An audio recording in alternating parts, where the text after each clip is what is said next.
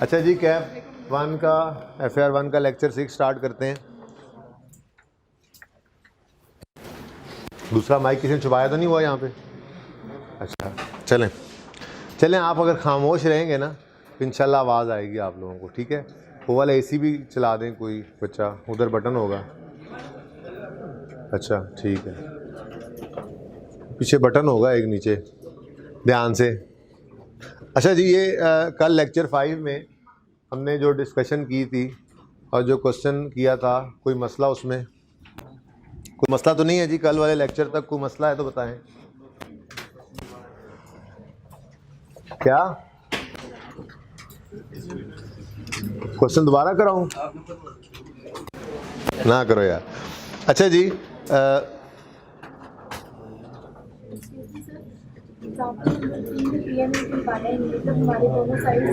जी मैंने आपसे अर्ज किया था कि अगर दोनों की फेयर वैल्यू गिवन ना हो तो ऐसी ट्रांजैक्शन को कहा जाता है अकाउंटिंग में कि this transaction lakhs commercial substance. तो मैंने शायद बता के भेजा था कि जब आप जर्नल एंट्री तीसरे सिनेरियो की करेंगे तो आपको उसमें ना गेन आएगा ना लॉस आएगा, ठीक है। देखिए ना, आप की बुक में जितने पर एसेट नज़र आ रहा है, ठीक है, उसी के अंदर आपने कैश प्लस माइनस करके नए की कॉस्ट बना दी, वो डेबिट हो गया, और दूसरी तरफ वही कैश क्रेडिट हो रहा है, तो गेन लॉस तो नहीं ना आना, ठीक है ना। तो समझे जितने की आपके पास जितने का पुराना एसेट पड़ा था उतने में ही नया मिल गया, ठीक है। तो यूँ समझ लें जैसे चीज़ से चीज़ बदल ली, ना कोई नफ़ा हुआ ना नुकसान, बार्टर ट्रेड जिस तरह से होती थी, ठीक है ना। तो ट्रांजैक्शन लैक्स कमर्शियल सब्सटेंस तीसरे सिनेरियो में मैंने आपको ये बताया था, वो भी ओपन कर लेते हैं जी, कोई मसला नहीं। मुझे कौन सी जल्दी है सिलेबस ख़त्म करने की?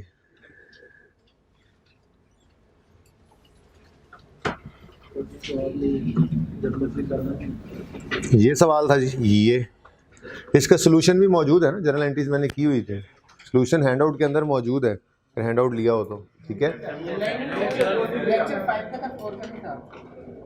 अच्छा 4 का, अच्छा ये उससे पिछला लेक्चर है, ओके नो इश्यू, ठीक है। अच्छा जी, ओके, आप लोगों का ग्रुप नहीं बन सकता, ठीक है, वो ऑनलाइन वाले बच्चों का ऑलरेडी होता है, नहीं कहा है ना जी, हाँ वो कर लेंगे जी।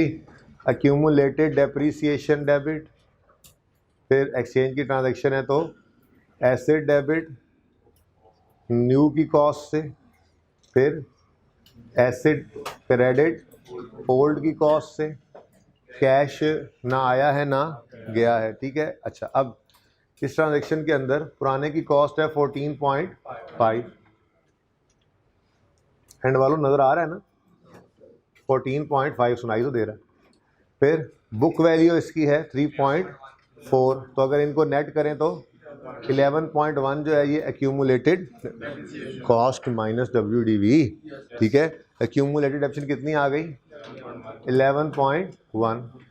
न्यू एसेट की कॉस्ट जो है, अब देखो एस्टिमेटेड फेयर वैल्यू तो है दोनों की मौजूद, ठीक है, लेकिन उसने थर्ड सिनेरियो में क्या कहा, दोनों की रिलायबली मेजरेबल, तो मैंने कहा इसका मतलब यही है कि दोनों की फेयर वैल्यू नहीं है, ठीक है। अब जब दोनों की ही फेयर वैल्यू नहीं है तो कॉस्ट ऑफ न्यू के लिए क्या करें हम, तो उसके लिए हमने कहा था जी हम कर लेंगे बुक वैल्यू प्लस अगर कैश पे किया है तो, माइनस अगर कैश रिसीव हुआ है तो, ठीक है। अब बुक वैल्यू कितनी है हमारे एसेट की? 3.4, कोई कैश पे नहीं किया, कोई रिसीव नहीं किया, तो फिर हमारे पास 3.4 ही न्यू की कॉस्ट आ गई, ये तो दोनों बराबर ही होने से, ठीक है। अच्छा, मिसाल के तौर पे आप कहते हैं सर ये कैश नहीं ना हुआ पे, इसी वजह से कोई गेन लॉस नहीं आया, कैश पे कर लेते हैं। कैश कितना पे करना है? 2 कर दें। मिसाल के तौर पे यहाँ पे 2 रुपये कैश हम पे कर रहे होते, रिसीव नहीं, पे कर रहे होते, ठीक है।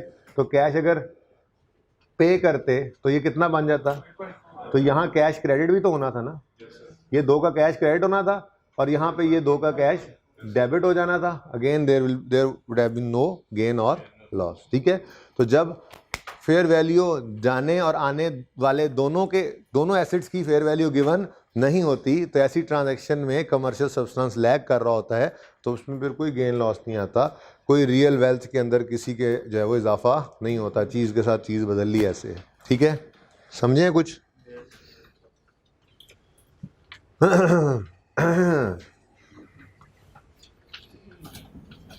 और कोई इस सवाल में मसला? ये सॉल्यूशन इसका मौजूद था, ये ठीक है जी, ये मैंने एंट्रीज की हुई हैं आपके लिए। ओके, देख लें, अगर किसी ने कोई चीज़ देखनी है तो 15 से 20 सेकंड ये यहीं पे रहेगा, फिर मैं बंद कर दूंगा।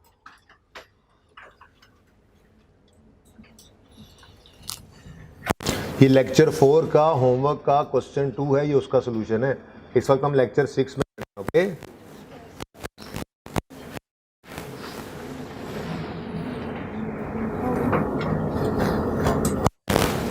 अच्छा जी, अब आते हैं लेक्चर 5 में। लेक्चर 5 के अंदर ठीक है जी, हमने अकमल ब्रदर वाला सवाल किया था, उसमें कुछ चीज़ें डिस्कस किए थे और चेंज इन एस्टीमेट की बात मैंने आपके साथ शुरू कर दी थी। ठीक है,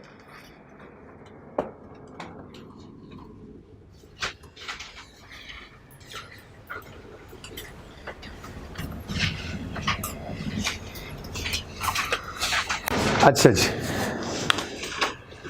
जी, पहला सवाल मैंने करवा दिया था तेज़ी में। ठीक है, मैंने आपको फॉर्मूला लिखवाया था, चेंज इन एस्टीमेट अगर आ जाए तो डेप्रिसिएशन एक्सपेंस के फॉर्मूला में क्या चेंज आ जाती है। ठीक है,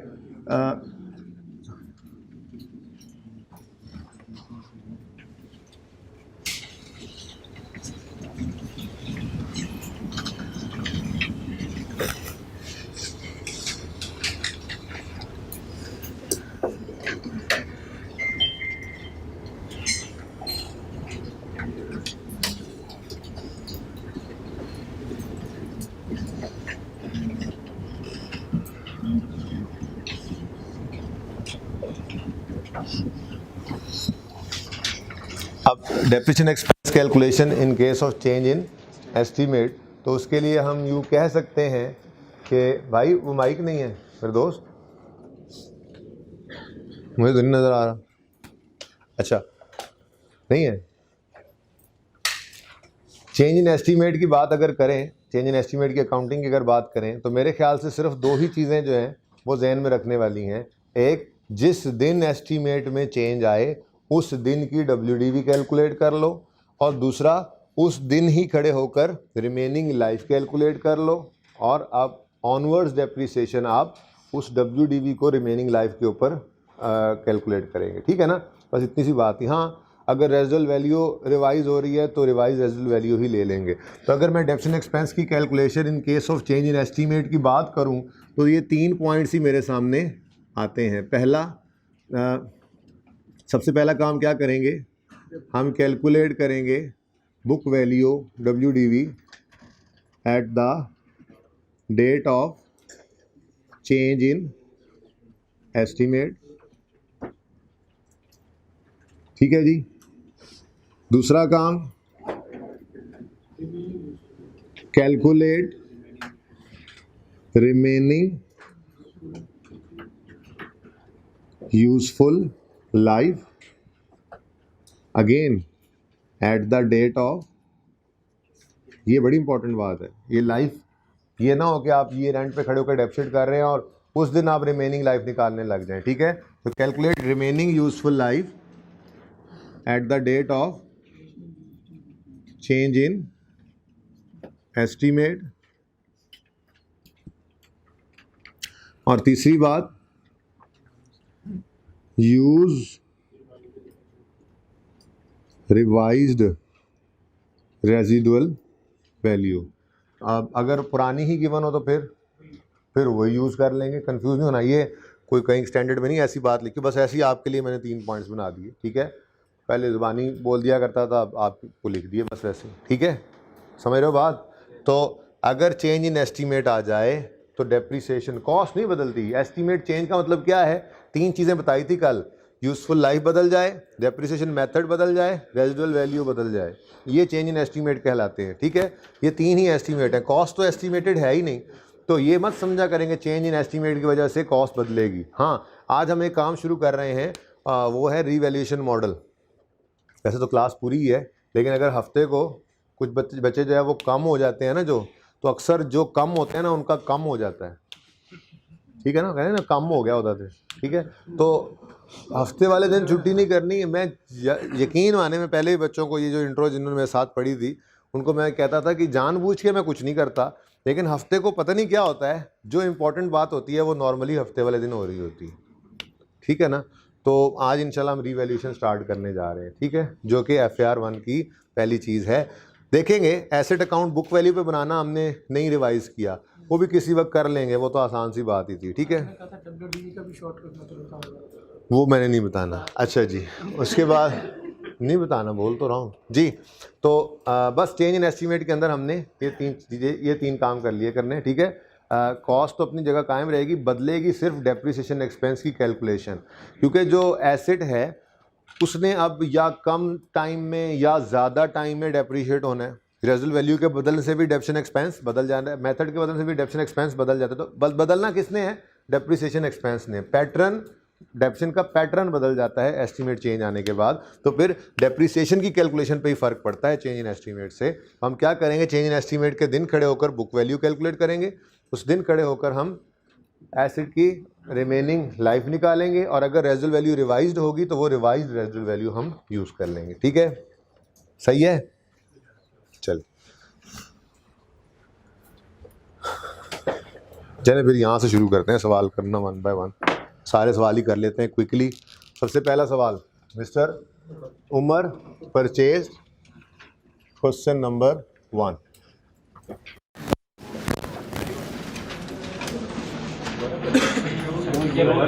हो गया?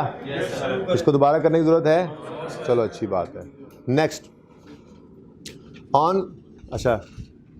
ऑन यकम जनवरी 15, मुझे ज़रा यहाँ से सवाल नज़र नहीं आ रहा, यहाँ से आके नज़र आता है, इसलिए आप बोलते रहिएगा, ठीक है। ऑन यकम जनवरी 15 यहाँ तक नज़र आया। An asset costing 90 is purchased with the resale value of 10 and life of 16, और फिर उसके बाद ऑन यकम जनवरी 18 कुछ हो रहा है, ठीक है, साइड पे रखो यकम जनवरी 18 को, पहले वहाँ तक पहुँच तो लें, ठीक है। तो जी यकम जनवरी 15 एसिड की कॉस्ट कितनी है? 90, ठीक है। फिर रुपीज इन थाउजेंड्स, ठीक है भाई। अच्छा, उसके बाद 31 दिसंबर 15 आया, सवाल खामोश था, तो फिर स्ट्रेट लाइन मेथड ही लगाएंगे, 16 साल तो डिवाइड बाय 16 कर देंगे, ठीक है। तो depreciation 90 minus 10, cost minus over जी 5 आ गया, ओके। WDV, चाहे मेथड स्ट्रेट लाइन हो चाहे मेथड रिड्यूसिंग बैलेंस हो, मैंने वर्किंग का फॉर्मेट यही रख लिया था, उसका फ़ायदा हो जाता है हमें, ठीक है ना। अभी रिवैल्यूएशन में भी ऐसे ही करेंगे। उसके बाद 31 दिसंबर 16 आया, अभी तो देखो ज़रा, डेप्रीसिएशन 5, फिर टाइम ज़ाया नहीं करना, अब दोबारा वही फार्मूला लिखने का। WDV 80, फिर 31 दिसंबर 17 आया, डेप्रीसिएशन स्ट्रेट लाइन मेथड जो है 16 साल तक यही होता रहता है, 75, ठीक है। और फिर ये 31 दिसंबर 17 जो है, या यूं कह लें यकम जनवरी 18 जो है, इस दिन चेंज आ गया। अच्छा, ये तो सवाल की मेहरबानी है कि वो डेट लिख रहा है, लेकिन मैंने शायद जाते जाते ये बात कर भी दी हो, नहीं की थी तो अब कर रहा हूँ, ठीक है, कि चेंज इन एस्टीमेट जब भी आए, साल के जिस भी दिन आए, हमने उसको इफ़ेक्टिव लेना है साल के। वो कह दे यकम जनवरी 18 को चेंज आया, अबे हाँ यकम जनवरी 18 को ही लेंगे। वो कह दे ड्यूरिंग 18 चेंज आया, हम उसको इफेक्टिव लेंगे। ये मैं आज तक जितने लेक्चर्स किए, छठे लेक्चर तक की सबसे इंपॉर्टेंट बात कर रहा हूँ, मैं बता रहा हूँ, इसलिए लिखना लुकना छोड़ दें और सबकी तवज्जो इधर हो, मैं क्या कह रहा हूँ सुन लें, ठीक है। बाद में ना कहना फिर बताया नहीं था, ठीक है। सवाल में कहे यकम जनवरी 18 को आया है चेंज इन एस्टीमेट, तो यकम जनवरी 18 से ही इफेक्टिव लेंगे। सवाल में कहे ड्यूरिंग 18 आया है, डेट नहीं बताए, तब भी हम विद इफेक्ट फ्रॉम 1 जनवरी 18 ही लेंगे। मैं तो ये कह रहा हूँ कि अगर इवन सवाल में वो लिख दे कि 31 दिसंबर 18 पे चेंज इन एस्टीमेट आया है और आप डेप्रिसिएशन कैलकुलेट करने ही लगे हैं, तो आप उसको इफेक्टिव फिर भी किस दिन से लेंगे? 1 जनवरी 18 से। तो ये बात कंक्लूडेड है। उर्दू में कहीं लिखनी है तो चाहे लिख लो, कल कलां ताकि सनद रहे और काम आए। ठीक है, तो हाँ, तो आप लिख लें कि चेंज इन एस्टीमेट साल के जिस दिन भी आए हम उसको साल के पीरियड के पहले दिन से इफेक्टिव लेंगे। मुझे नहीं फॉलो करना जी,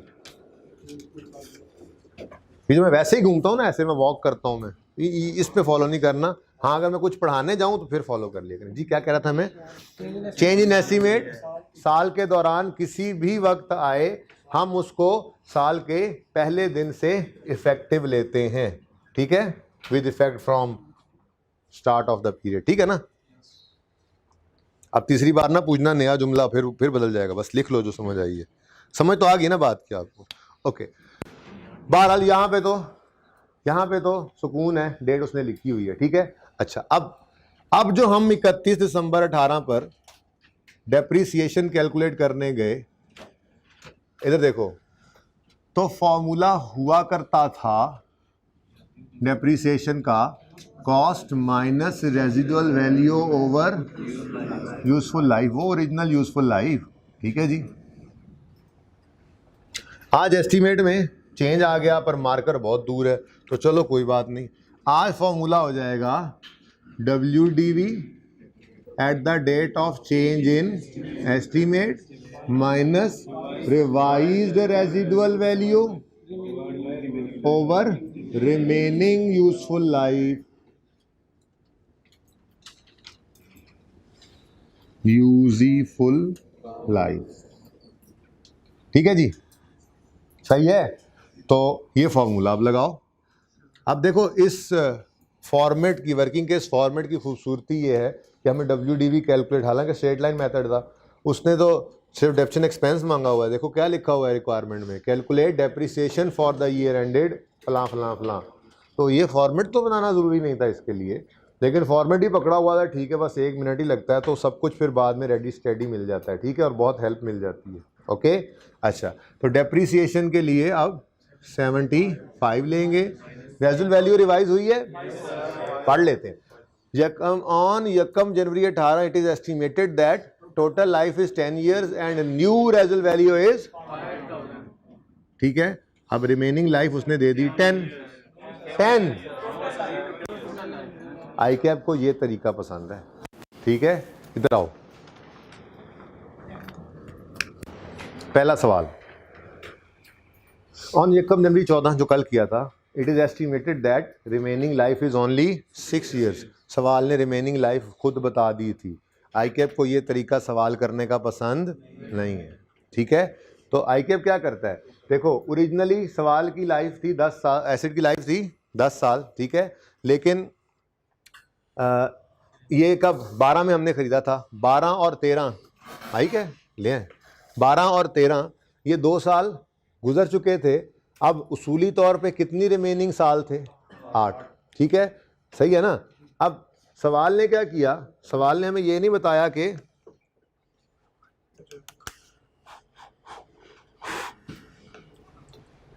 ये कोई नहीं चल रहा भाई, ब्रेक क्यों? आवाज आ रही है ना? बस ठीक है, गुजारा करो। गला तो मेरा दुख रहा है, आपको क्या मसला है भाई? इधर देख लो यार, इधर देख लो, कुछ नहीं होता तुम्हें, कसम से बड़ा ध्यान रखेगा वो भाई आपका। अच्छा जी, कहाँ था मैं जी, कहाँ था? हाँ, क्वेश्चन पे मैंने कहा अब ओरिजिनल लाइफ 10 साल थी, 2 साल गुजर गए हैं। ठीक है, तो रिमेनिंग कितनी है इस वक्त? 8। लेकिन सवाल ने हमें कहा रिमेनिंग कितनी रह गई? 6। हमें कैलकुलेट करने की ज़रूरत, लेकिन सवाल में पता है कभी कभी क्या करेगा, वो ये कहेगा 2 साल गुजरने के बाद, भाई इस एसेट की ना टोटल लाइफ ही 8 साल है। यानी कि यूँ बात इस तरह से होती है। ठीक है, अभी भी कोई नहीं आ रही बात इस तरह से होती है, एक एसेट हमने ख़रीदा जी, स्टार्ट में 10 साल इसकी उम्र थी, 2 साल गुजरने के बाद हमने कहा नहीं जी नहीं, ये तो अब 8 साल वाला हो गया, इसकी तो अब टोटल लाइफ कितनी हो गई है? तो अगर सवाल में कभी टोटल लाइफ दे दे तो रिमेनिंग लाइफ हमें खुद निकालनी पड़ती है, और वो रिमेनिंग लाइफ निकालेंगे हम कैसे? टोटल लाइफ माइनस लाइफ पास। ठीक है, ये बात याद रहेगी। तो लिख लो, बल्कि ये बात भी, ये भी लिख लो जल्दी से। कुछ हिलजुल हुई है, यानी कि मैं हिलजुल करूँगा तो आवाज़ उधर से आएगी। अच्छा, ऐ देखो, गल नहीं। अच्छा जी, लिखें। अगर सवाल में total life change in estimate के दिन टोटल लाइफ दे दे तो हम रिमेनिंग लाइफ खुद निकालेंगे। एक मिनट रुक के जरा बात सुनो, एक मिनट रुक के ये लिखना लेना, एक मिनट रुक के जरा बात। मैंने आपको ये कहा कि चेंज इन एस्टीमेट के दिन हमें रिमेनिंग लाइफ चाहिए होती है, ठीक है ना? ये उसकी कॉन्टिन्यूटी में बात हो रही है कि चाहिए कौन सी थी? रिमेनिंग लाइफ, ठीक है ना? अब हम लिख रहे क्या? अगर सवाल में टोटल लाइफ दे दे तो हम रिमेनिंग लाइफ खुद कैलकुलेट करेंगे। ये देखना भाई, जरा देखना, हम रिमेनिंग लाइफ खुद कैलकुलेट करेंगे, ठीक है? और उसके आगे लिखो कैसे? Total life minus life past, minus life past.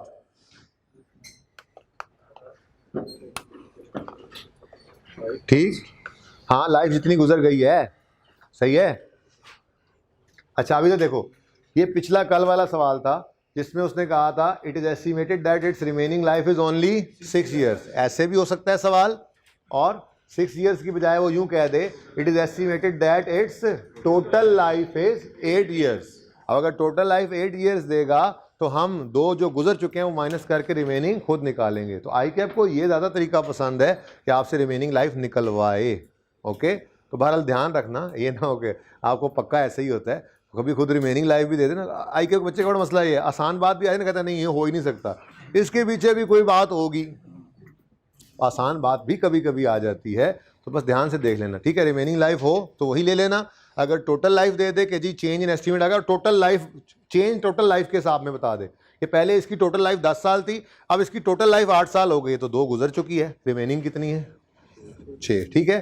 तो इस सवाल के अंदर तो उसने यही काम किया हुआ है डायरेक्ट ही। ऑन यकम जनवरी 15 को 16 साल इसकी जिंदगी थी, ठीक है? 3 साल गुजर गए और यकम जनवरी 18 पे क्या हुआ? It is estimated that total life is 10 years। अब टोटल लाइफ 10 years है और हमने रिमेनिंग लाइफ निकालनी है, तो वो रिमेनिंग लाइफ हम कैसे निकालेंगे? 10 टोटल लाइफ जो उसने कहा अब चेंज होने के बाद है, 3 जो गुजर चुकी, तो 7 साल क्या है? रिमेनिंग लाइफ, ठीक है जी? तो 7 से डिवाइड कर दोगे, बोलो, ठीक है? 65 WDV आ गई। अब इधर देखना ज़रा, अगले 7 साल तक अगर एस्टीमेट में चेंज नहीं आए तो फिर फॉर्मूला सेम, जहां तक के 7वें साल के एंड पे 5 रुपये बच जाएंगे। ये बात समझ आई है? दोबारा लिख दूं ज़रा पक्का हो जाए, ठीक है ना? कि एस्टीमेट चेंज एक बार आ गया ना तो ये चेंज कर दिया फॉर्मूला। अब अगले 7 साल तक, चूंकि स्ट्रेट लाइन मेथड है, अगले 7 साल तक कोई चेंज ना आए तो फिर हर साल यही फॉर्मूला लगता जाएगा, 10-10 की डेप्रिसिएशन आती जाएगी, ठीक है? क्लियर?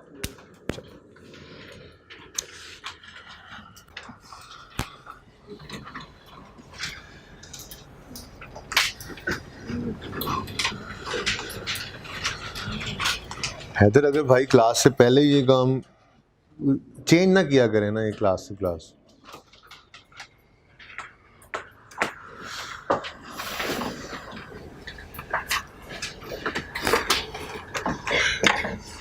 ओके जी, नेक्स्ट क्वेश्चन देखें।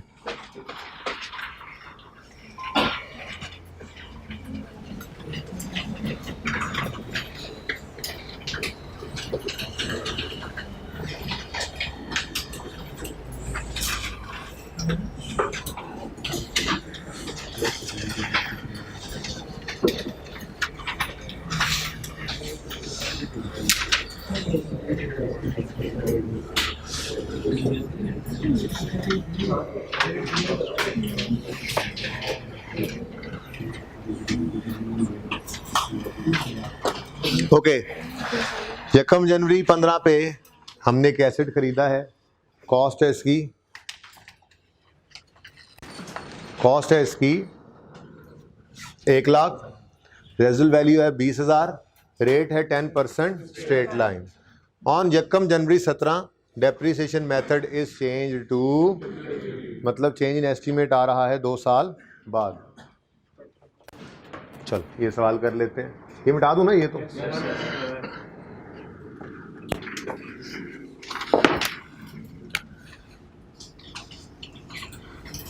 क्वेश्चन नंबर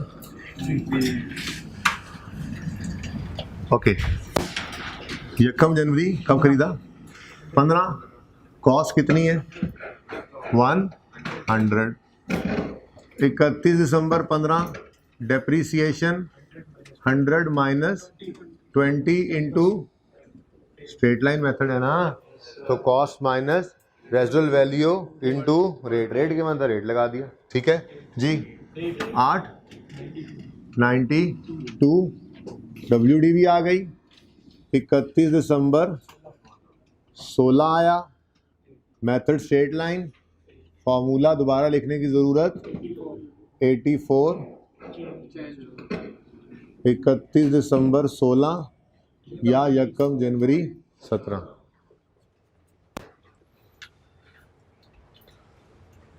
ठीक है, चेंज आ गया एस्टीमेट में। अब एस्टीमेट चेंज के दिन हमने WDV लेनी होती है, वो ऑलरेडी आ गई। रिमेनिंग लाइफ लेनी होती है, वो कैलकुलेट करनी पड़ती है अक्सर। ठीक है, तो चल के सवाल से देखते हैं हुआ क्या। ऑन यकम जनवरी 17 depreciation method is changed to WDV with the new rate of, error नहीं है ये जानबूझ के क्वेश्चन मार्क लगाया गया है। आपको बताया था रिड्यूसिंग बैलेंस मेथड में रेट का होना ज़रूरी है, तो वो रेट ही मिस कर दिया हमने। ठीक है, लेकिन रेट निकालने का फॉर्मूला तो है। ठीक है, तो रेट हम न्यू अभी निकाल लेते हैं। वो कह रहे हैं there is no change in residual value. अब रेजिडुअल वैल्यू में तो कोई चेंज नहीं आया। ठीक है, मेथड बदल गया है। ठीक है, तो चेंज इन एस्टीमेट के दिन हमें WDV भी चाहिए और रिमेनिंग लाइफ भी चाहिए, ये दोनों चीज़ें मस्ट हैं। रेजिडुअल वैल्यू में तो चेंज नहीं आया, उसने बता दिया। ठीक है, अब रिमेनिंग लाइफ निकालने के लिए पहले कोई ओरिजिनल लाइफ ही हो जाती तो हम रिमेनिंग लाइफ निकाल लेते, लेकिन ओरिजिनल लाइफ ही सवाल में गिवन नहीं है। तो हम यही काम हमने पहले दिन किया था ना, conversion of useful life into rate and vice versa. ठीक है ना, स्ट्रेट लाइन मेथड हो तो रेट को लाइफ में कन्वर्ट करना और लाइफ को रेट में कन्वर्ट करना ये कोई मसला नहीं होता, पता है ना आपको।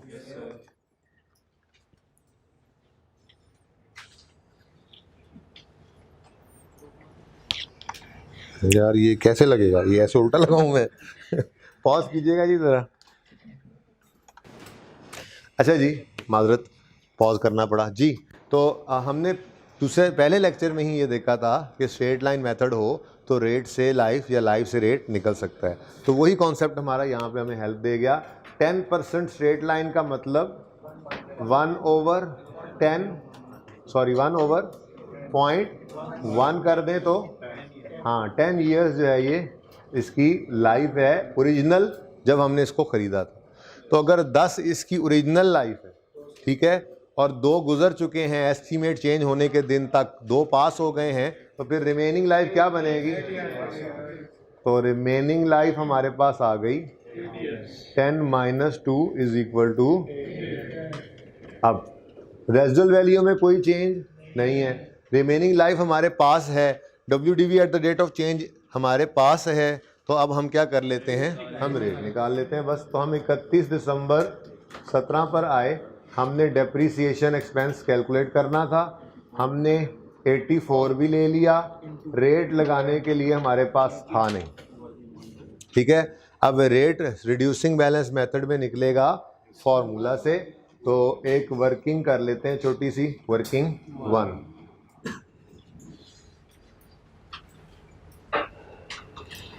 अच्छा, रेट का फॉर्मूला था जी 1 - nth रूट S/C।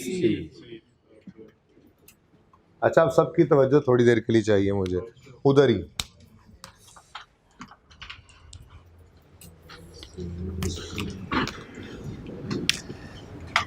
ये n क्या था? Useful life. n क्या था? ओके।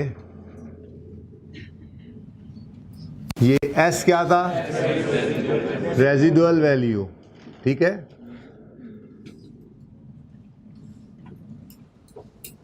और ये c क्या था? याद है?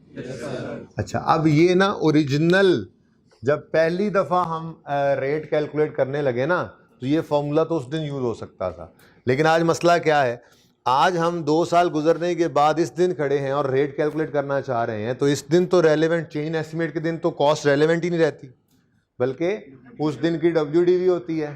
फिर रेजुअल वैल्यू पुराने वाली नहीं रहती बल्कि रिवाइज्ड है। फिर यूजफुल लाइफ भी कौन सी होती है? रिमेनिंग होती है। तो कोई फ़र्क नहीं पड़ता, बस फॉर्मूला में इतनी सी चेंज ही आई। यहाँ पे हम क्या कर देंगे जी, यूजफुल लाइफ की बजाय इस फॉर्मूला में रिमेनिंग यूजफुल लाइफ यूज़ कर लेंगे। रेजिडुअल वैल्यू की बजाय रिवाइज्ड रेजिडुअल वैल्यू यूज़ कर लेंगे, और कॉस्ट की बजाय WDV at date of change in estimate use कर लेंगे। ठीक है, बात समझ गए हो? फिर फॉर्मूला लगाने में क्या मसला, अगर बात समझ गए हो तो। ठीक है, तो फॉर्मूला रेट निकालने के लिए, ये नज़र आ रहा होगा एंड पे भाई, इतना अगर यहाँ पे लिखूँ तो, ये रखो यार अपने पास जी। रेट का फॉर्मूला है जी 1 माइनस रिमेनिंग लाइफ, अभी निकाल के आए 8 ईयर्स। 8 ईयर्स रिमेनिंग लाइफ कैसे निकली? 10 ओरिजिनल थी, 2 गुजर गए। ठीक है, तो 1 माइनस 8th रूट स्क्रैप या residual value revise, there is no change in residual value, तो रेजुअल वैल्यू 20 ही है। और हाँ, ये WDV at the rate of change in estimate आ गई 84। अच्छा माजरत, यहाँ पे मैंने 100 नहीं लिखा, वो लिख लेंगे ना, यहाँ पे कर लेते हैं इंटू 100। पहले दिन तो लिखवाया था ना, इंटू 100 इज इक्वल टू 4%। ठीक है जी, ये 16.4% अब हम यूज़ कर लेंगे। मेथड जो बदल गया, स्ट्रेट लाइन मेथड तो रहा नहीं। रिड्यूसिंग बैलेंस में तो हमें रेट लाजमी चाहिए होता है, और रेट निकलता है इस फार्मूला से, और ये फार्मूला आज दिन एसिड की ज़िंदगी के पहले दिन नहीं लग रहा, एस्टीमेट चेंज के दिन लग रहा है, तो थोड़ी सी चेंजेस आ गई इसमें। ठीक है जी, 16.4% जी। बोले 14 कर लें, बच गया। फिर थोड़ा सा ऐसे ही अगला साल भी एक कर हैं। किसी ने 60 बोला, मैंने लिख दिया जी। इसके बाद बेटा मैं ना अगला स्टेप सोच रहा हूँ, कई बार कहा कैलकुलेशन ध्यान से किया करो जी। 70 लेंगे, 16 पॉइंट जी, ये 11.4 आ रहा है, ये 11 कर दें, फिर राउंडिंग नहीं आती। 11.4 तक हो तो 11.5 या उससे ऊपर होता तो 11.5 को राउंड अप कर देते, 59, बस सही है। ठीक है ना। अब हर साल रीसेंट WDV पे रेट लगता जाएगा, यहाँ तक के 7 साल गुजर जाएंगे। घर पे चेक करके देख लेना, रेजिडुअल वैल्यू ही बचेगी 20 की। ठीक है ना, करीब करीब, क्योंकि रेट राउंड किया होगा आप। क्लियर? ओके जी, क्वेश्चन नंबर 4 पे आए।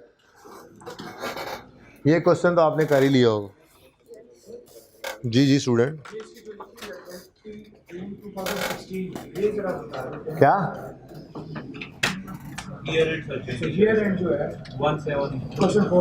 अच्छा 4 में? 4 तो अभी मैं आया हूँ यार,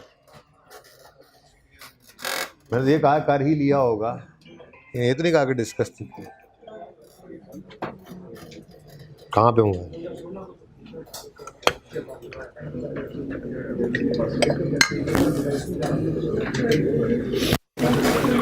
और क्या हाल है? ठीक हैं।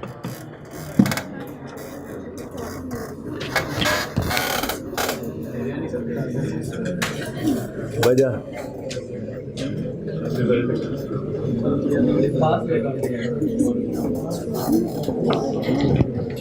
अब आपकी अकाउंटिंग ये है।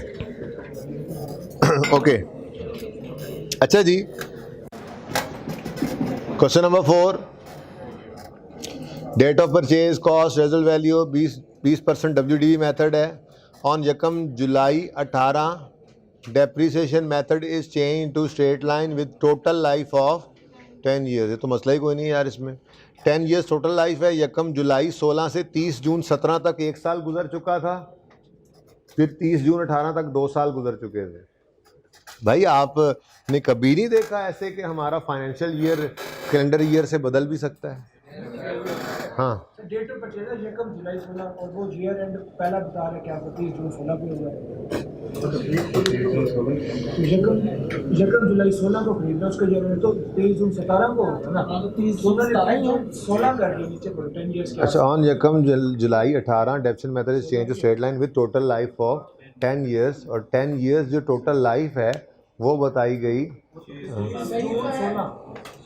यार ये कोई पता नहीं क्या लिखा हुआ है, छोड़ो इसको, ये मिस प्रिंटिंग है, ये कोई एरर है। अच्छा अब ठीक है, हाँ बस ये तो गलती थी ना इसमें। अच्छा सही कहा तुमने जी, ये सब बच्चे सुन लेंगे, पता नहीं क्या ये कोई प्रिंटिंग एरर था। अच्छा जी, क्वेश्चन नंबर 5 बस कर दें, रिवैल्यूएशन नहीं करनी। अच्छा जी ठीक है, वो ना चिल्लर के नीचे बैठा है और चिल्लर को ना बिल्कुल अपने ऊपर सेट किया हुआ है ऐसे करके उसने, ठीक है ना, और फिर भी पसीने में थोड़ी देर में इसको आ जाना है इसको जी। एंटार्कटिका में चले जाओ तुम। अच्छा जी, डेट ऑफ परचेज यकम जनवरी 10, कॉस्ट 50,000, रेजल वैल्यू 10,000, लाइफ है 10 साल, method use is WDV। On यकम जनवरी 12 total life is estimated at 5 years with no change in method and residual value. इसमें तो कोई मसला नहीं था। बेसिकली क्या है, मेथड रिड्यूसिंग बैलेंस है, पहले दिन ही रेट मिसिंग है, ठीक है। अब पहले दिन जो रेट मिसिंग है तो अच्छा, ये चौथा सवाल कराने की जरूरत तो नहीं है ना? अच्छा, पहले दिन जो रेट मिसिंग है तो पहले दिन ही फॉर्मूला लगाना पड़ेगा रेट निकालने के लिए, लेकिन जो पहला दिन फॉर्मूला लगेगा वो फॉर्मूला ये ब्लैक वाला होगा, useful life N S original residual value C cost ही आएगी। फिर ये 2 साल जब गुजर जाएंगे तो फिर उस दिन जाकर जब मेथड तो सेम ही रहा, कुछ एक आधी चीज़ में चेंज आ रहा है या 2 में, तो वो चेंज एंड एस्टीमेट के दिन खड़े होकर ये फार्मूला दोबारा लगा लेंगे और दोबारा रेट, फिर ये रेड वाला फार्मूला लग जाएगा, ठीक है ना। तो मेरे ख्याल में वो भी सवाल हो ही जाना चाहिए था। करवाना है तो बता दो, करवा देते। बट ठीक है यार, ठीक है यार, इन्होंने फीस दी हुई है ना यार, ऐसे थोड़ी पूरी नहीं करनी इन्होंने मुझसे। इंट्रो में क्या किया था तुम लोगों ने, ये सवाल करवाए थे जी। क्वेश्चन नंबर नहीं पड़ी थी आपसे सर, उनको फील होता है कि आपसे क्यों नहीं पड़ी। ये देखा वो होते हैं ना वो है, लग गया मुझे पता जी। यकम जनवरी 2010 लग गई समझ तुम लोगों को भी जी। कितनी कॉस्ट है, कॉस्ट बता दो। 50,000। ओके, 31 दिसंबर 10 डेप्रीसिएशन 50, रेजल वैल्यू इग्नोर करना है, रिड्यूसिंग बैलेंस मेथड है, ठीक है। रेट कैलकुलेट करना पड़ेगा हमें, वर्किंग 1 कर लेते हैं, वर्किंग 1 रेट निकालना है, 1 minus nth root s over 10 है, ओरिजिनल किधर गया, लाइफ 10 ईयर्स, ठीक है। कॉस्ट है 50, रेजल वैल्यू है 10 बटा 50 इंटू 100 कर लूँ, हाँ 14.86। चलो ठीक है भाई, चलो अब लिख दिया भाई 14.86%। बताओ जी 750 पे रेट लगाओ, 7 आ गया, बस 7 फ्रैक्शन क्यों लगेगा। यकम जनवरी 10 को हमने खरीदा है और 31 दिसंबर 10 पे डेप्रिसिएशन कैलकुलेट कर रहे हैं जी। 43 फिर 31 दिसंबर 11 आया, चेंज इन एस्टीमेट किसी ने आ रहा है जी। डेप्रीसिएशन 43 इंटू 14 पॉइंट जी 6.6 आ गया 30 WDV यकम जनवरी 12 जिस दिन एस्टीमेट में चेंज आ रहा है। फिर 31 दिसंबर 12 पर जब डेप्रिसिएशन कैलकुलेट करनी है तो वो तो वैसे ही 37 वो तो चल ही वही रहा होता है ना, रिड्यूसिंग बैलेंस 37 पे रेट लगाना है, लेकिन रेट दोबारा कैलकुलेट करना है। हाँ तो रेट तो दोबारा कैलकुलेट करना पड़ेगा, लेकिन उस दिन WDV पे ही रेट लगता है ना, तो वो WDV तो 37 ही है ना, वो तो सही लिखा है ना जी। वर्किंग 2 रेट 1 माइनस, अब यहाँ पर लेना है हमने रिमेनिंग लाइफ को, रेजिडुअल वैल्यू रिवाइज हुई है, वे डेप्रिसिएशन ऑन यकम जनवरी 12 total life is estimated at 5 years with no change in method and residual value तो वही है 37, date of change in estimate की WDV यहाँ पे लिख देंगे। अब रहेगी बात सिर्फ रिमेनिंग लाइफ। तो सवाल में उसने कहा कि यकम जनवरी 12 पर टोटल लाइफ 5 साल, टोटल लाइफ 5 साल रह गई है, 2 गुजर चुके थे, अगर टोटल 5 रह गई है तो फिर रिमेनिंग कितनी है 3 साल 35 कितना 35.34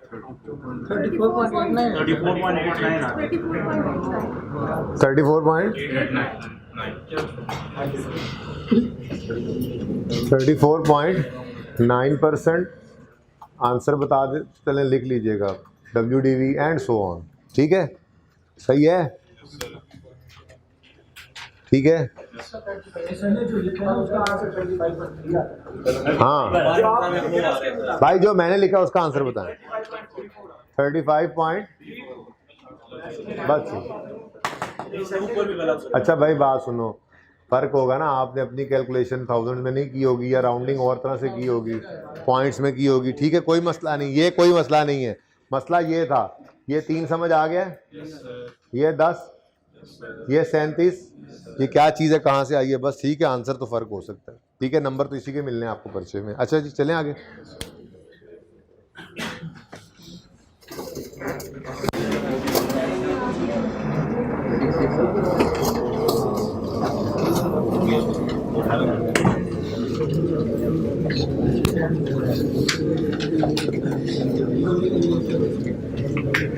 मिटा दो।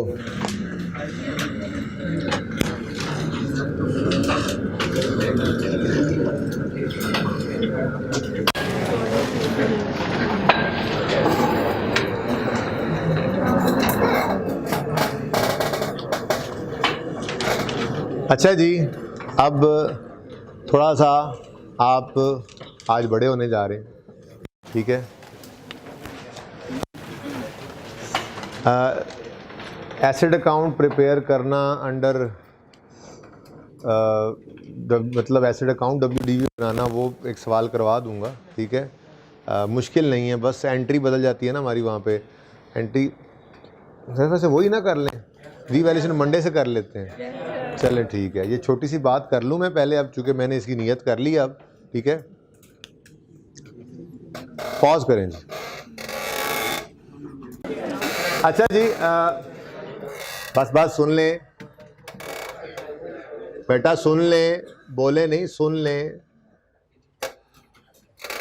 रीवैल्यूएशन की बुनियाद तो आज लाजमी डाल लेंगे, ठीक है, लेकिन ये थोड़ी सी डिस्कशन जो है मैं चाह रहा था ये भी कर दें, ये ना हो कि आपको फिर इस तरह को सवाल FR 1 में आ जाए तो आपको परेशानी हो, रिवाइज हो, क्योंकि अगर मैं ये आज अभी रिवाइज ना करता ना और रीवैल्यूएशन को मैं पकड़ लेता तो फिर वो मुमकिन ही नहीं होता मेरे लिए कि मैं किसी वक्त रीवैल्यूएशन को छोड़ के किसी और तरफ जा सकूँ, ठीक है ना। तो इस वजह से आपको मैं ये रिवीजन अभी करवा देता हूँ, ठीक है, बहुत आसान सा ये कॉन्सेप्ट था, आपको आता है, ठीक है।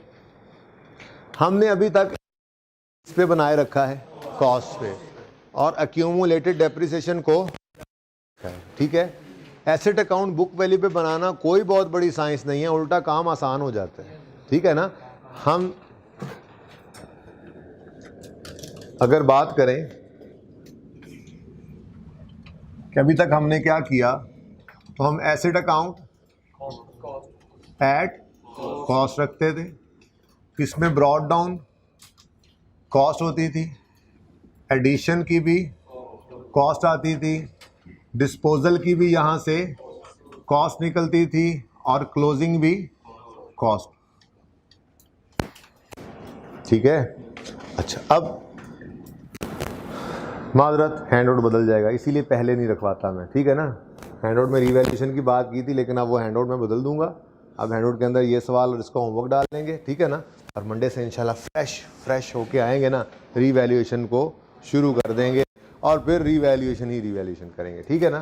तो अगला एक हफ्ता फिर रिवैल्यूएशन चलती रहेगी, फिर हम नोट बनाएंगे, वो वाले नहीं, ठीक है, प्रॉपर्टी प्लांट इक्विपमेंट का नोट बनाएंगे, ठीक है। तो अब परवाज़ के वक्त जी जो है वो आपकी जो क्या कहते हैं फ़्लाइट जो है वो परवाज़ के लिए तैयार है, तो सीट बेल्ट आपने बांध के आना है मंडे को, ठीक है। अच्छा जी, एक्यूमुलेटेड डेप्रीसिएशन का अकाउंट अलग होता था, ओपनिंग एक्यूमुलेशन आती थी, एक्सपेंस फॉर द ईयर, यानी कि हम डेप्रीसिएशन एक्सपेंस की एंट्री करते थे, depreciation expense debit, accumulated depreciation credit, disposal की एक्यूमुलेटेड डेप्रीसिएशन यहाँ से हम निकाल लेते थे और क्लोजिंग एक्यूमुलेटेड डेप्रीसिएशन आ जाती थी, ठीक है। अब अगर हम एसेट अकाउंट बुक वैल्यू पे बनाएं, याद आ रही होंगी बातें थोड़ी थोड़ी हैं, याद माजी यहाँ पे अजाब नहीं है, यहाँ पे याद माजी नेमत है, ठीक है ना। अल्लाह करे आपको ये हाफजा ना छिने आपसे और आपको ये बातें याद रहे, ठीक है। एट बीवी जी, अब यहाँ पे क्या होगा, हमने मेन असल में फ़र्क सिर्फ इतना सही है कि डेप्रीसिएशन एक्सपेंस की entry depreciation expense debit accumulated डेप्शन credit करने की बजाय हम डेप्रीसिएशन एक्सपेंस की एंट्री एसेट अकाउंट में ही कर देते हैं, डेप्शन एक्सपेंस डेबिट एसेट क्रेडिट। तो जब एक्यूमुलेटेड डेप्शन अकाउंट बनता ही नहीं है और एसेट के अंदर होने वाली कमी को एसेट अकाउंट में ही क्रेडिट कर देते हैं, तो फिर एसेट अकाउंट किस पे नजर आने लग जाता है, बुक वैल्यू, ठीक है। इसका मतलब एसेट अकाउंट अगर बुक वैल्यू पे है तो फिर ओपनिंग एसेट्स की भी हमें बुक वैल्यू नज़र आएगी, अलग से कॉस्ट और एक्यूमुलेटेड डेप्शन नज़र नहीं आएगी, ठीक है। फिर डिस्पोजल भी हमारा यहाँ से, क्योंकि एसेट अकाउंट में बुक वैल्यू पड़ी है, लड़ाई तो यही थी, याद है कि एसेट अकाउंट में से कॉस्ट को निकालो, स्टेप 1 याद आ रहा है। कॉस्ट क्यों, कॉस्ट भाई पड़ी कॉस्ट है इसलिए कॉस्ट निकालो, ठीक है। लेकिन अगर एसेट अकाउंट बुक वैल्यू बन रहा है तो एसेट्स की पड़ी ही क्या है यहाँ पे, बुक वैल्यू, फिर यहाँ पे निकलेगी भी यहाँ से क्या, बुक वैल्यू। तो फिर डिस्पोजल की भी यहाँ से बुक वैल्यू निकलेगी, अलग से कॉस्ट और एक्यूमुलेशन यहाँ से अलग अलग होकर नहीं निकलेंगी। नेट में एक स्टेप हो गई, ठीक है। के पहले 2 स्टेप्स नेट होकर एक बन जाते हैं इसमें, तो काम आसान होता है इसके अंदर। वो काम मुश्किल है थोड़ा, लेकिन वो बेटर प्रेजेंटेशन है। बचपन में उस्तादों ने सिखा दिया होगा, इसलिए मैं आप मजीद उस पर बहस नहीं करूंगा। वो बेटर प्रेजेंटेशन है, इससे हैं दोनों अलाउड, अकाउंटिंग दोनों, सवाल भी दोनों तरह के आ सकते हैं, अकाउंटिंग दोनों तरह की होती है, दोनों अलाउड हैं, लेकिन बेटर ये प्रेजेंटेशन है, ठीक है ना। तो बेटर प्रेजेंटेशन वो है, बाकी ये भी अलाउड है। इसी तरह से क्लोजिंग जो है उसमें भी क्या पड़ा होगा, बुक वैल्यू, अलग से कॉस्ट इधर, ठीक है। डेप्रिसिएशन एक्सपेंस की एंट्री वो भी इसी अकाउंट में नजर आएगी, ये अकाउंट तो वजूद में ही नहीं आ रहा, तो depreciation expense debit asset credit, ये एंट्री भी यहां पर आ जाएगी, ठीक है। बस एक चीज है जो सेम होगी, क्योंकि जिस एसेट ने पहली दफा आना है उसकी तो कॉस्ट पे ही आना है, तो बस ये है एसेट अकाउंट बनाना ऐड बुक वैल्यू, ठीक है। एसेट अकाउंट बनाया है हमने ऐड बुक वैल्यू। तो फ़र्क क्या पड़ा, फ़र्क सिर्फ 2 चीज़ों में पड़ा है, ठीक है। पहली डिस्पोजल के वक्त और दूसरी पहली डेप्शन एक्सपेंस की एंट्री, डेप्रिसिएशन एक्सपेंस की एंट्री, देखो एडिशन की एंट्री में कोई फ़र्क नहीं है, ठीक है। डेप्रिसिएशन की एंट्री में फ़र्क है, एडिशन की एंट्री वहाँ भी asset debit cash credit cost से होता था, यहाँ पे भी एडिशन में एसेट डेबिट कैश क्रेडिट हो रहा है, कॉस्ट से हो रहा है, कोई फ़र्क नहीं है। डेप्रिसिएशन की एंट्री क्या होती थी, डेप्शन एक्सपेंस डेबिट एक्यूमुलेटेड डेप्शन क्रेडिट, यहाँ पे क्या हो जाएगी, depreciation expense debit asset credit. एक तो ये फ़र्क आ गया। दूसरा फ़र्क डिस्पोजल की अकाउंटिंग में आ गया है, फ़र्क नहीं आया, काम आसान हो गया मैं तो कहूँगा, ठीक है। पहले क्या होता था, एसेट अकाउंट में से अलग कॉस्ट निकल कर जाती थी डिस्पोजल में, और एक्यूमुलेटेड डेप्रिसिएशन अकाउंट में से अलग निकल कर आती थी उसकी एक्यूमुलेटेड डेप्रिसिएशन डिस्पोजल अकाउंट में। अब क्या हो रहा है, नेट बुक वैल्यू ही निकल कर डिस्पोजल अकाउंट में चली जाएगी, यानी जो पहले 2 स्टेप्स थे अब वो कंबाइन होकर एक बन गए। ठीक है ना, बस उसके अलावा कोई नहीं है, आसान है मेरे ख्याल से तो ये ज़्यादा। ठीक है, तो ये क्वेश्चन करके देखते हैं हमें याद आता है कि नहीं, कि हाफजा छिन गया है। तो कोई बात, बैठ जाओ। इसकी क्या पिक लेनी है तुमने, लो इसकी पिक लेनी है इन्होंने, अल्लाह माफ। अच्छा, साथ यूं भी करूं,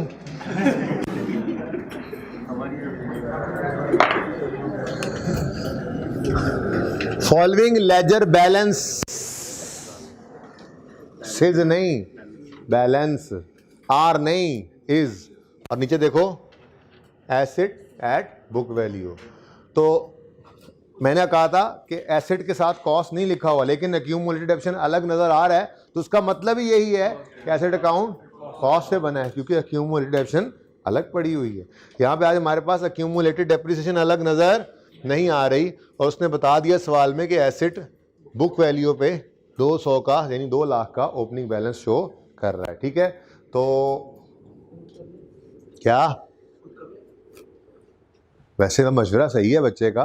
ठीक है, अकाउंटिंग ही है ना, इंट्रो जो पढ़ के आए हैं इस क्लास में तो वही बच्चे बैठे हैं, वरना तो इंट्रो प्लस FAR 1 में जाते। तो कोई बात नहीं, मैंने करवाना है सवाल, मैं ये नहीं कह रहा कि आप ही करेंगे बस खत्म कहानी, लेकिन चलो कोई बात नहीं, 3 मिनट की ट्राई तो कर लें, 3 मिनट में कर लें सवाल। ये सवाल पे आ जाऊँ, ये सवाल मैं पढ़ देता हूँ। ओपनिंग बैलेंस 200 यानी 2 लाख, 1000 में कर लेना। ठीक है, अगली बार ना मैं ये हैंडआउट के अंदर ये सवाल भी 200 कर दूंगा बस। ठीक है, छोटी छोटी फिगर्स। ठीक है, अच्छा, addition of 90,000 took place on यकम March, asset costing 50 which was purchase on यकम April is disposed of on 30 June for 20,000, rate of depreciation है 20% WDV। स्ट्रेट लाइन भी हो सकता है, रिड्यूसिंग बैलेंस भी हो सकता है। ये मत समझना कि अगर एसेट अकाउंट बुक वैल्यू पे बन रहा है तो WDV मेथड ऑफ डेप्रिसिएशन ही होगा, स्ट्रेट लाइन भी हो सकता है। ठीक है, एक बात सुन लो फिर शुरू करना। एसेट अकाउंट को बुक वैल्यू पे बनाना और WDV मेथड ऑफ डेप्रिसिएशन, इन दोनों को आपस में कंफ्यूज नहीं करना। ठीक है ना, डेप्रिसिएशन मेथड WDV होना वो आपको दिखा दिया था, डेप्रिसिएशन एक्सपेंस कैलकुलेट करते हुए WDV पे रेट लगता जा रहा है, लगता जा रहा है, लगता जा रहा है, लगता जा रहा है। ठीक है ना, वो मेथड ऑफ डेप्रिसिएशन अलग बात है। एसेट अकाउंट WDV पे पड़ा है, ये एसेट अकाउंट बुक वैल्यू पे बन रहा है, इसका मतलब ये है कि डेप्रिसिएशन एक्सपेंस जो जिस मर्जी मेथड से कैलकुलेट हुआ है, जब उसकी एंट्री हमने पास की है तो वो entry depreciation expense debit accumulated depreciation credit करने की बजाय depreciation expense debit asset credit कर दिया, तो इस वजह से वो एसेट अकाउंट बुक वैल्यू पे चला गया। ठीक है, तो इन दोनों चीजों को कंफ्यूज नहीं करना। ओके, समझ बात, नहीं समझ आई बात समझ नहीं आई ये बात, नहीं मैं समझाऊंगा तो फिर ही आगे जाना है। ठीक है, एक है मेथड ऑफ डेप्रिसिएशन WDV वाला होना, उसमें क्या है, डेप्रिसिएशन एक्सपेंस कैलकुलेशन के लिए हम WDV पे रेट लगाते हैं। ठीक है, ये डिफरेंट बात है। एसेट अकाउंट चाहे कॉस्ट पे बन रहा है चाहे बुक वैल्यू पे बन रहा है, method of depreciation straight line भी हो सकता है, रिड्यूसिंग बैलेंस भी हो सकता है। ऐसे ही एसेट अकाउंट चाहे कॉस्ट पे बन रहा है चाहे बुक वैल्यू पे बन रहा है एसेट अकाउंट। ठीक है, मेथड तो कोई भी आ सकता है ना। हमने डेप्रिसिएशन एक्सपेंस कैलकुलेट किया स्ट्रेट लाइन से, उसकी एंट्री पास की depreciation expense debit accumulated depreciation credit, तो इसका मतलब क्या है, एसेट अकाउंट कॉस्ट पे बन रहा है। ठीक हो गया। हमने डेप्रिसिएशन एक्सपेंस कैलकुलेट किया WDV मेथड से, लेकिन उसकी एंट्री पास की हमने depreciation expense debit accumulated depreciation credit, तो मतलब एसेट अकाउंट किस पे बन रहा है, कॉस्ट पे बन रहा है। बात समझ आ गई। अब आते हैं एसेट अकाउंट बुक वैल्यू पे बनाने के लिए।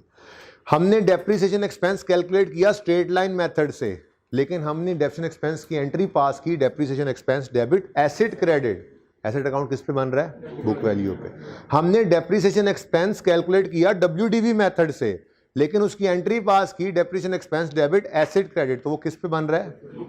तो भाई मैं ये कहना चाह रहा था कि डेप्रिसिएशन एक्सपेंस का जो मेथड है बुक, ये रिड्यूसिंग बैलेंस, कभी कभी उसको उर्फे आम में ना बुक वैल्यू मेथड या WDV मेथड भी कह दिया जाता है। उस डेप्रिसिएशन एक्सपेंस की कैलकुलेशन के मेथड को एसेट अकाउंट के बुक वैल्यू बनाने के ऊपर के साथ कंफ्यूज नहीं करना, ठीक है ना। एसेट अकाउंट का बुक वैल्यू पे बनना या ना बनना डेप्रिसिएशन एक्सपेंस की एंट्री की वजह से है।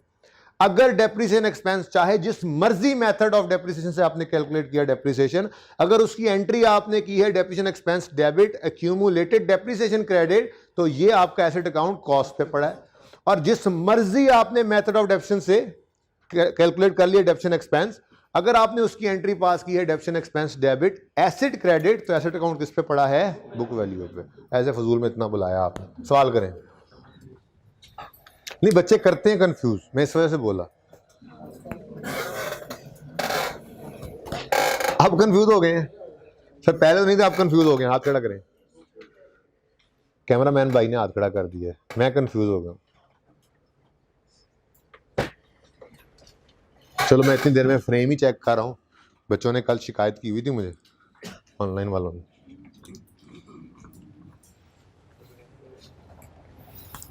सॉरी। अच्छा, अब सही, सीधा जूम इन तो नहीं हो सकता? नहीं, कोई बात नहीं। मुझे तो लगता है थोड़ा सा जूम इन करें, थोड़ा सा करें, करके तो देखें। नहीं करें, और अभी भी नहीं होगा zoom in. Sir zoom in हुआ, यहाँ पे आके आपका फ्रेम वैसे भी कर देगा, जिसकी वजह से। अच्छा, हाँ, नीचे लिखाई शिकाई भी होती है, तो ये मैक्सिमम है। हाँ जी सर, मुझे तो लगता है थोड़ी सी गुंजाइश फिर भी निकल आती है, देख लें। क्योंकि अगर नीचे किया तो आपको नीचे से भी कटे हुए, नीचे वाला ही सर को। बहरहाल फ्रेम मैक्सिमम होना चाहिए, जितना लग सके मैक्सिमम। सर मैंने इंट्रो पे से फिर हमारी क्लास में जाना है, तो जाओ, तो एडमिशन में आपसे बात करो ना, मुझे क्या। अभी क्लास के बाद मुझे बताना। बच्चा इंट्रो पढ़े बगैर आज ही क्लास में आके बैठ गया, एक हमारी क्लास में परेशान बैठा है।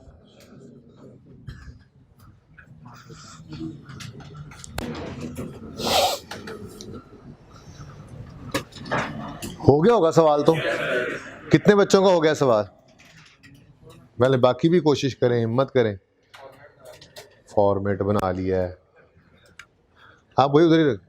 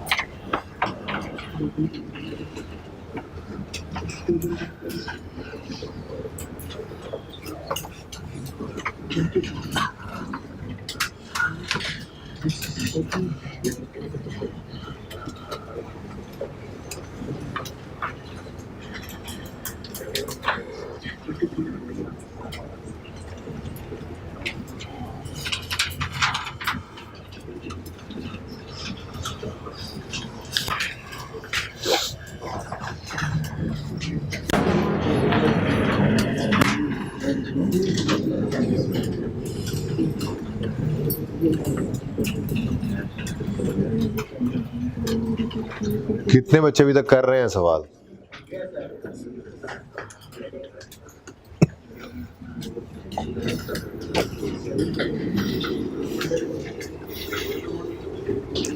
ये जो तुमने मुझे अड़ंगी बनाने का, अड़ंगी देने का प्लान बनाया हुआ है ना, नहीं होने को तो कुछ भी हो सकता है। चलें जी, बस करें आप। नहीं, एक कोई नहीं, ले आए भाई इधर कैमरा, बस ठीक है। अब अगर आप देखें ना, बस बात सुन, क्लोजिंग ना निकले होंगे मैक्सिमम, या कोई एक आधी चीज़ है, क्योंकि अगर सारा कुछ वैसे ही सही होगा तो मतलब सही जा रहे थे। ठीक है, चलें आप शुरू करते हैं जी। Following ledger balance is appearing in the books of यकम ऑन यकम जनवरी 12। एसेट अकाउंट किस पे है जी? और एक्यूमुलेटेड डेप्रिसिएशन नज़र नहीं आ, ठीक है।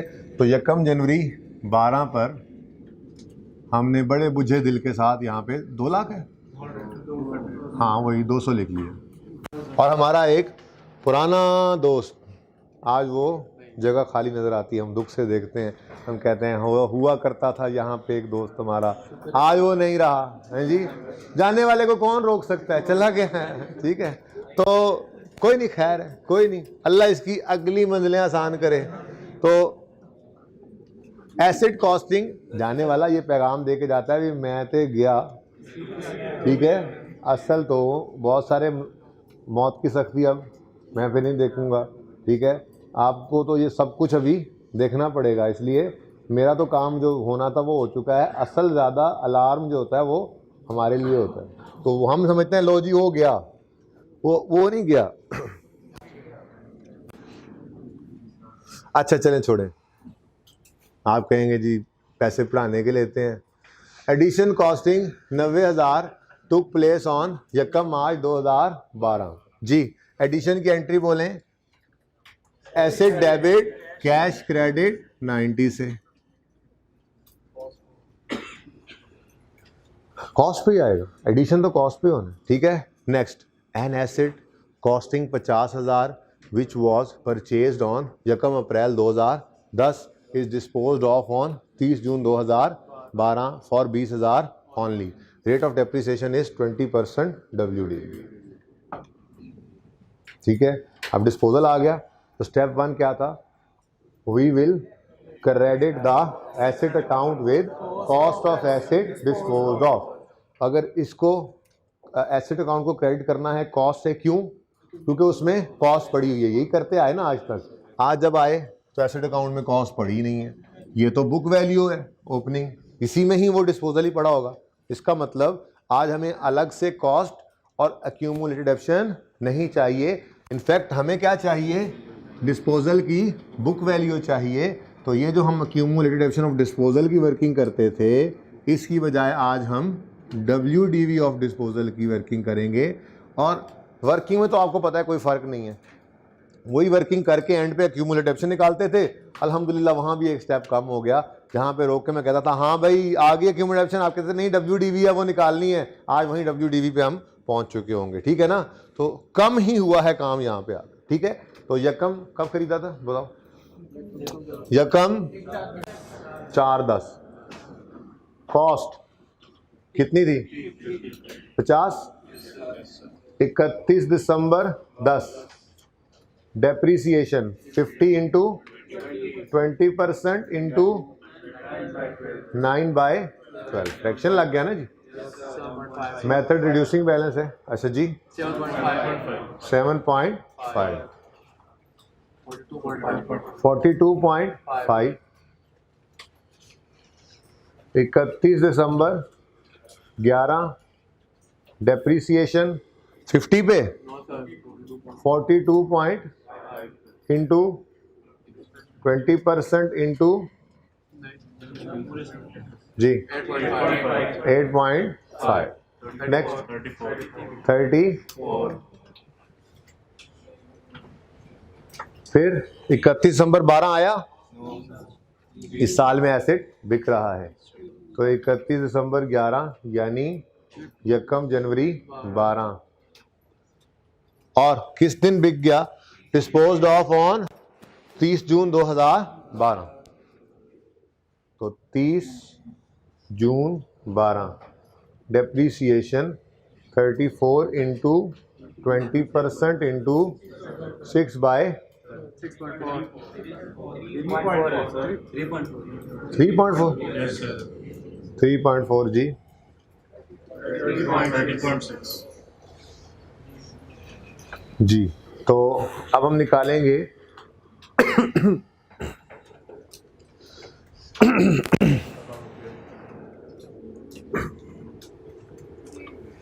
एक्यूमुलेटेड ऑप्शन, पॉज करेगा। अच्छा जी, अब हम निकालेंगे एक्यूमुलेटेड ऑप्शन, एक्यूमुलेटेड ऑप्शन निकालेंगे। आज नहीं निकालने की ज़रूरत, ठीक है, क्योंकि आज हमें चाहिए ही क्या, डेट ऑफ डिस्पोजल की WDV चाहिए। डेट ऑफ डिस्पोजल की WDV को डेट ऑफ डिस्पोजल पर एसेट अकाउंट में से क्रेडिट करके डेबिट कर देंगे डिस्पोजल के अकाउंट में, ठीक है। यहाँ पे क्या लिख देंगे जी, डिस्पोजल, और यहाँ पे एसेट। तो पहले क्या हुआ करता था, डिस्पोजल अकाउंट की अगर बात करें तो हमारा डिस्पोजल अकाउंट जब पहले आज तक बनता आया उसमें एसेट अकाउंट से एसेट की कॉस्ट आती थी, ठीक है ना, और फिर इसकी एक्यूमुलेटेड अलग अलग दोनों आते थे, ठीक है। लेकिन अगर हम एसेट अकाउंट बुक वैल्यू पे बना रहे होंगे, ये एसेट अकाउंट एट कॉस्ट होता था, डिस्पोजल अकाउंट ऐसे बनता था, ठीक है। लेकिन अगर हम एसेट अकाउंट बुक वैल्यू पे बना रहे हैं तो फिर हमारे डिस्पोजल अकाउंट की शक्ल कुछ इस तरह से हो जाएगी कि एसेट अकाउंट ये नहीं आया करेगा, बल्कि एसेट अकाउंट से ही क्या आया करेगा, बुक वैल्यू। तो दो की बजाय एक स्टेप, ठीक है ना। तो एसेट अकाउंट क्रेडिट किया 30.6 WDV of disposal, date of disposal तक की WDV, ये जरूर याद रखना, ठीक है। 30 जून की WDV यहाँ से निकाली डिस्पोजल अकाउंट में बैंक, ठीक है। नेक्स्ट जी, तो स्टेप 1 क्या था, कॉस्ट और अक्यूमुलेटेड डेप्रिसिएशन, अलग अलग दो स्टेप्स थे ना। आज क्या हुआ, मिलकर एक बन गए, तो पहले दो स्टेप्स इकट्ठे हो गए, तो हमने क्रेडिट कर दिया एसेट अकाउंट को WDV ऑफ डिस्पोजल से, ठीक है। तो स्टेप 1 और 2 गए। स्टेप 3 क्या था, वी विल रिकॉर्ड कैश। कितना कैश आया, 20,000, ठीक है। तो कैश डेबिट डिस्पोजल और बैलेंसिंग फिगर चली जाएगी प्रॉफिट एंड कितनी 10.6। यहाँ पे ये देखो, ये जगह सूनी सूनी खाली खाली, दोस्त नहीं है ना आज, ठीक है। वो फील हो रहा है, कमी फील हो रही है, ये इसीलिए इसको लेट रखा जाता है। मैं तो लेट पढ़ाता हूँ, ठीक है, ताकि पक्का हो जाए एक बार ना, वो दिमाग में बैठ जाए, फिर एकदम से उसे गायब करूँ, यार क्या हुआ, अच्छा कहीं चला गया वो, फिर वो याद भी रहता है बंदे को, ठीक है ना। तो सही है, काम ये आसान था, पहले ये कर लेते, है ना, ये दिल में आ रहा है ना। चले जी, अब खत्म कहानी। ये क्लोजिंग निकाल सकते हैं आप, इसका तो निकाल सकते हैं। आज तक ऐसे ही करते थे, क्यों, हाँ, आज डेप्शन एक्सपेंस ने भी इधर ही आना है, तो आज एसेट अकाउंट भी वेट करवाएगा हमें, डेप्शन एक्सपेंस पहले कैलकुलेट करना पड़ेगा, ठीक है। जैसे दो यार,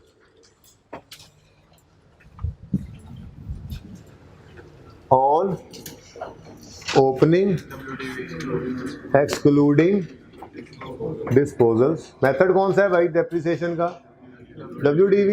तो opening WDV of all minus opening WDV of disposals into rate. आज तो भाई वेव्स ही वेव्स लगी हुई हैं, वेव्स ही वेव्स लगी हुई हैं आप लोगों की। आज तो ओपनिंग बुक वैल्यू लेजर ही बता रहा है, मौजें लग गई ना, हैं कि नहीं मौजें। पहले कॉस्ट उठाते थे, उसको वो बच्चे रोज ही पूछते थे, सर ये रेड समझा दें, ये माइनस जो हुआ पड़ा है, कॉस्ट और अक्यूमुलेशन को माइनस करते थे ना, आज वो करने की जरूरत ही नहीं है, तो वेव्स लग गई ना, ठीक है। ओपनिंग बुक वैल्यू सवाल में हमें लेजर में ही हमें नजर आ रही है, रेडिली अवेलेबल है 200 minus opening WDV of disposal 30.6, तो ये तो मत भूलो ना, एक डेप्रिसिएशन ऊपर वाली 34 एक्यूमुलेटेड WDV हुआ करती थी हमारी ओपनिंग जी, इनटू 20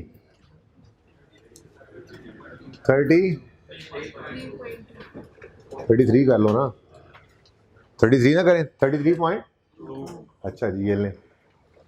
उसके बाद ऑन एडिशंस, एडिशन एक ही है 90 का 20% into 10/12 15 exact on disposal working 1 3.4 51.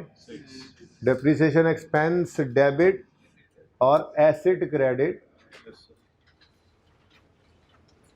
51.6 से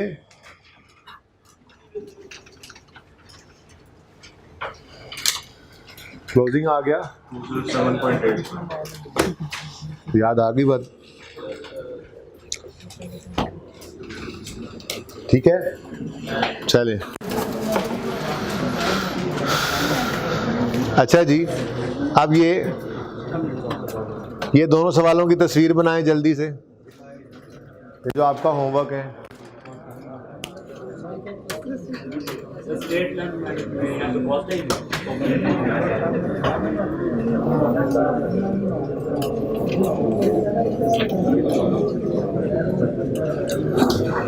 ये मैं इसलिए तस्वीर खिंचवा रहा हूँ क्योंकि अब जाहिर सी बात है ये हैंड आउट रेडी नहीं था, एकदम से प्लान चेंज हो गया ना, वक्त बदल गया, मिजाज बदल गए।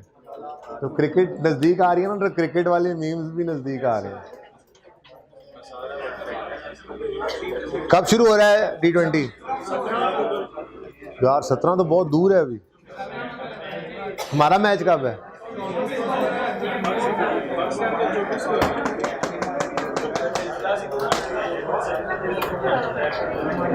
जी जरा खामोश हो।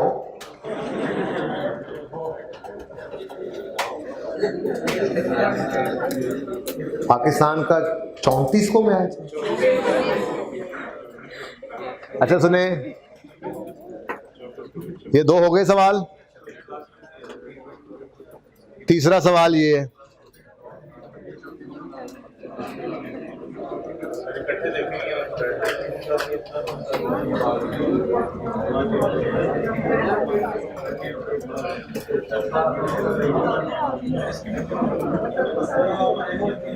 भाई बातें ना करें प्लीज प्लीज प्लीज, डिस्टर्ब कर रहे हैं आप लोग मुझे। सुने, ये दो सवाल ऊपर नजर आ रहे थे, ठीक है, और तीसरा सवाल ये। वैसे तो उम्मीद तो है 12-1 बजे तक ये हैंड आउट अवेलेबल भी हो जाएगा, लेकिन आप शायद क्लासेस पढ़ के जा चुके हो, ठीक है ना।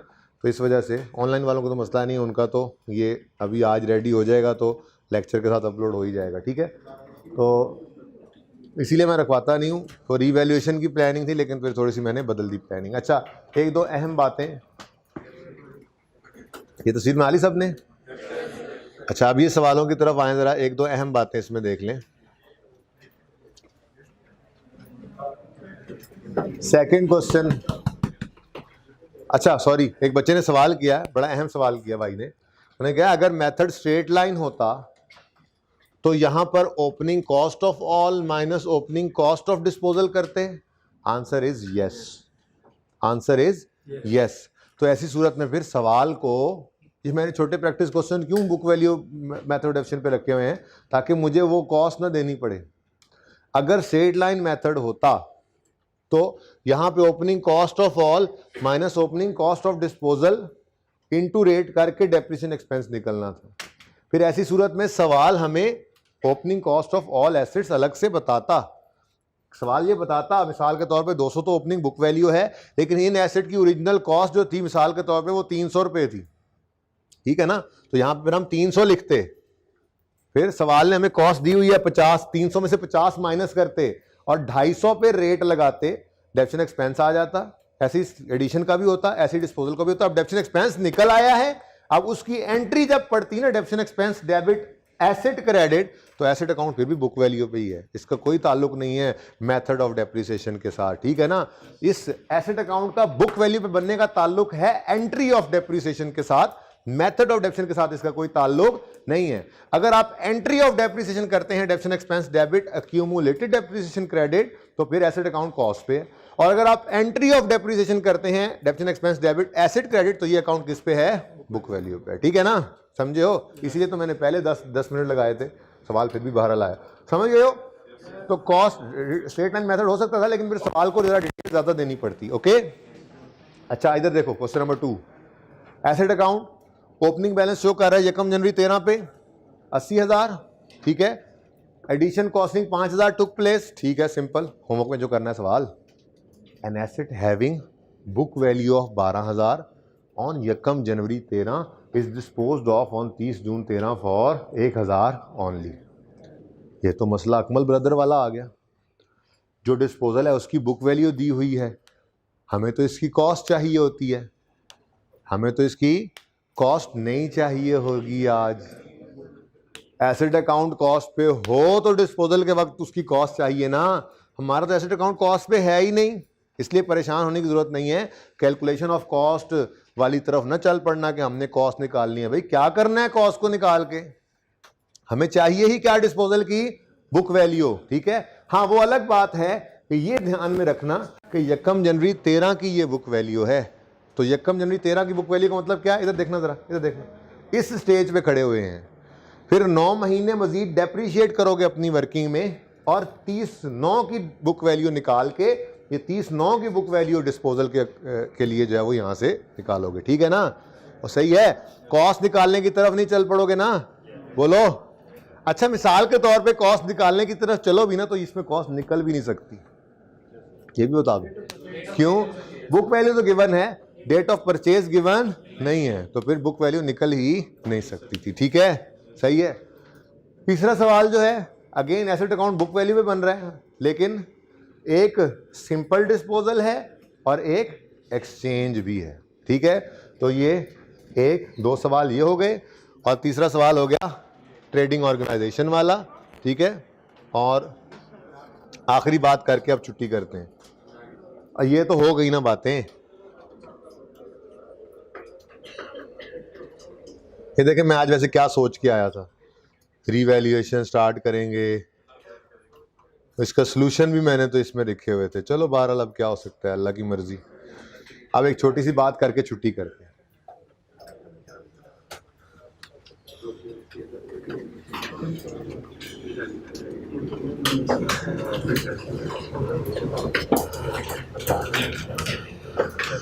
An individual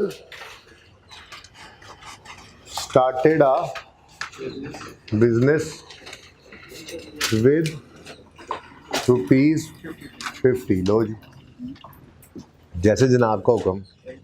ठीक है,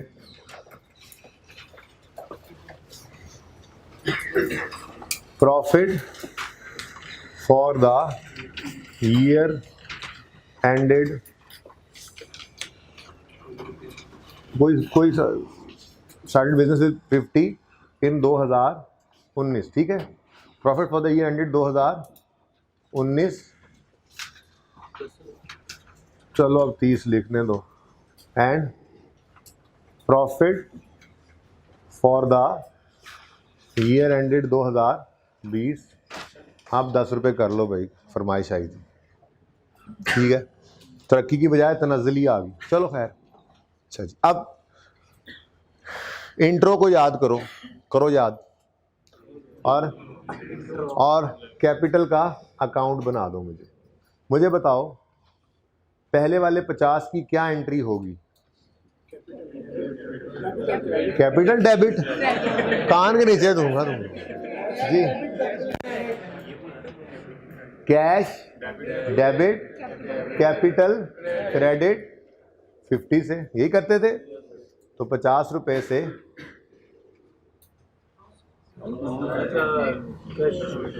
शुक्र है बातें याद है कुछ। ओके, कैपिटल अकाउंट कुछ याद आ रहा है।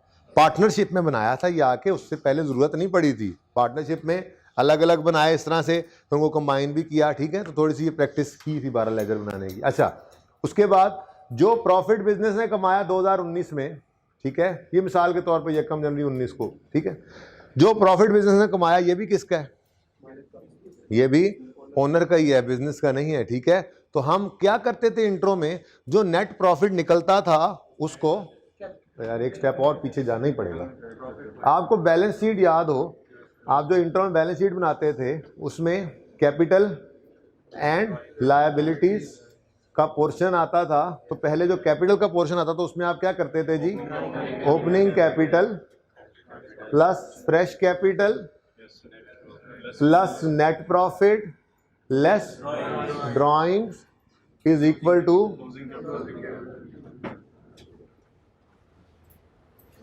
लेट्स से ओपनिंग 0 है, ये 50, लेट्स से क्या डाटा है 30, ड्राइंग्स फिलहाल 0 है, और ये ऐसी बैलेंस शीट बनाते थे ना, इसी को लेजर की फॉर्म में कन्वर्ट किया हुआ। ओपनिंग तो था कुछ नहीं 1 जनवरी 19 को, ठीक है। फिर 1 जनवरी 19 को मिसाल के तौर पे, ये 1 जनवरी 19 है, मैंने कह दिया तो ठीक है ना, मेरी अपनी एग्जांपल है ना। कैश डेबिट कैपिटल क्रेडिट 50 से हुआ, ठीक है।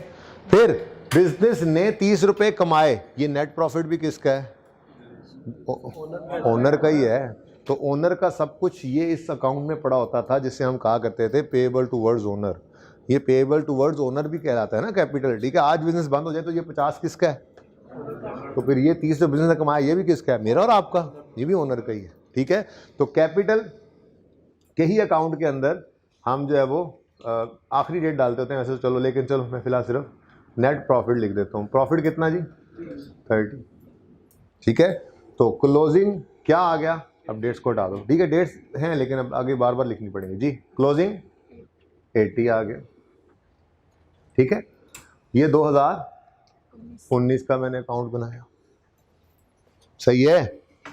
2020 का जब अकाउंट बनेगा कैपिटल का तो क्या होगा भाई?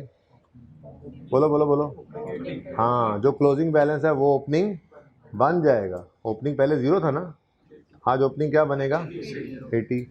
फिर इस साल कोई कैश नहीं आया, लेकिन प्रॉफिट बिजनेस ने मजीद कमाया 10, और क्लोजिंग कैपिटल कितना आ गया?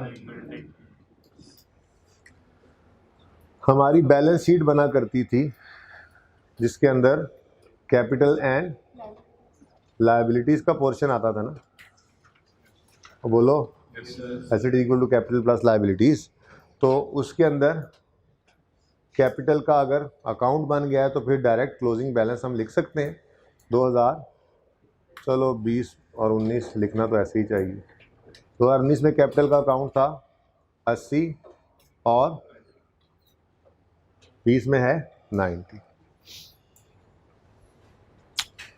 ठीक है जी। बात यहाँ पे ख़त्म करनी पड़ेगी। वैसे सुन लो करना क्या चाह रहा था मैं, टाइम ज़रा कम रह गया था। अगली बात ये है कि ये इंडिविजुअल के केस में इस तरह से काम हम करते हैं, ठीक है। मैं इसी एग्जांपल को दोबारा मंडे को लिखूंगा, इसलिए इसको नोट करने की ज़रूरत नहीं है, ओके। हाँ, ये बात समझ लो, चलो अच्छा है थोड़ा टाइम मिल गया। लेकिन कंपनी के केस में हम क्या करेंगे? हम कैपिटल को कैपिटल नहीं कहते, आवाज़ बंद, आपस में बातें ना करें, हम उसको शेयर कैपिटल कह दिया करते हैं।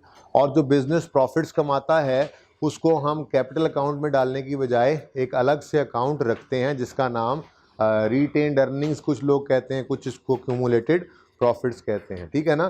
तो घर से आने वाला पैसा अलग रखा जाता है कंपनी के केस में, और बिजनेस ने जो प्रॉफिट्स कमाए ओवर द ईयर्स वो अलग रखे जाते हैं। जैसे पार्टनरशिप में करंट अकाउंट अलग किया करते थे उस तरह का काम, ठीक है। तो शेयर कैपिटल अकाउंट का नाम रख दिया जाता है, और प्रॉफिट्स जो इकट्ठे हुए पड़े होते हैं उनको रिटेन्ड अर्निंग्स या अक्यूमुलेटेड प्रॉफिट्स कहा जाता है। तो इसी एग्जांपल को मैं इंशाल्लाह मंडे को आगे दोबारा बनाऊंगा और दोनों बैलेंस शीट्स कंपैरिजन में करेंगे। तो आज के लिए इतना ही, ज़िंदगी रही तो कल मुलाकात होगी। बुक वैल्यू वाले सवाल तीनों होमवर्क में करके आने हैं। अल्लाह हाफिज़।